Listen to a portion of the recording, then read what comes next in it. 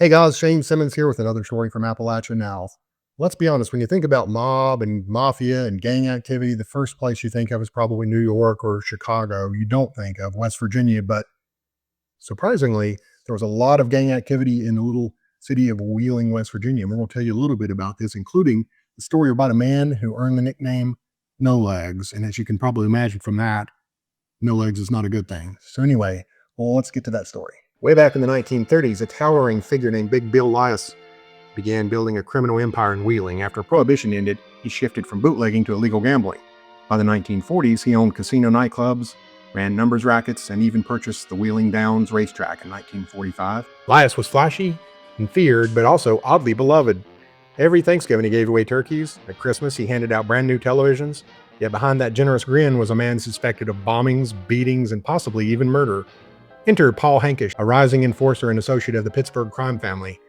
Tied to men like Gabriel Kelly Manarino and Michael Genovese, Hankish began carving out his own slice of Wheeling's underworld in the early 1960s, and that meant trouble with Lias. According to a confidential informant, tensions were building. Hankish had just been released from prison, and Lias was still boss, but not for long.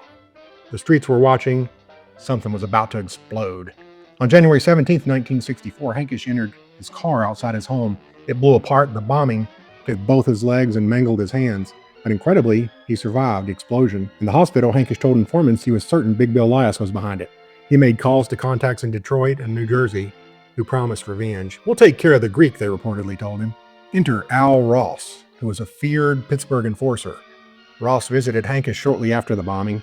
Informants believed he was being tapped for retaliation. Soon, two more names emerged: Benny Pendelli and Earl DeAngelis, both rumored to have ties to the bombing. One source claimed Hankish believed Pendelli was directly involved, possibly working for Lias without official clearance. In his words, it was an outlaw deal. After Lias's death in 1970, the path was clear. Hankish, now wheelchair-bound, took over Wheeling's criminal operations. But don't let the wheelchair fool you. His power was greater than ever. With the full backing of the Pittsburgh family, Hankish built a multi-million-dollar operation. He controlled illegal gambling, prostitution, drug trafficking, fencing, stolen goods, and loan sharking, not just in Wheeling, but up and down the Ohio River and out to the East Coast. His empire stretched into pool rooms, back rooms, and neighborhood bars. He was known for his temper, his cold calculations, and his utter disregard for law enforcement. But one man was watching: William Calabash, U.S. Attorney for the Northern District of West Virginia. In the 1980s, Calabash assembled a federal task force aimed squarely at dismantling the Wheeling mob.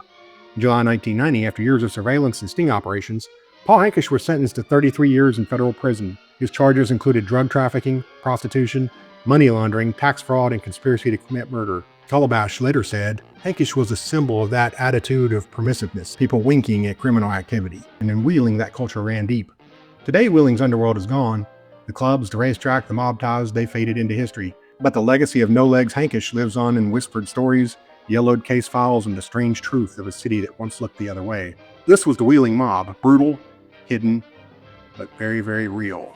Hope you enjoyed that. I always enjoyed the mob stories. Went to the mob museum in Las Vegas, and I'm just totally fascinated. Murder Incorporated, all those guys just really got a hold on me. So when I found this story, I was sucked right in, and I'm sure some of you feel the same way about that kind of thing. But anyway, we appreciate you watching. If you like it, like, subscribe, comment, do all the things you do to support us, and we will.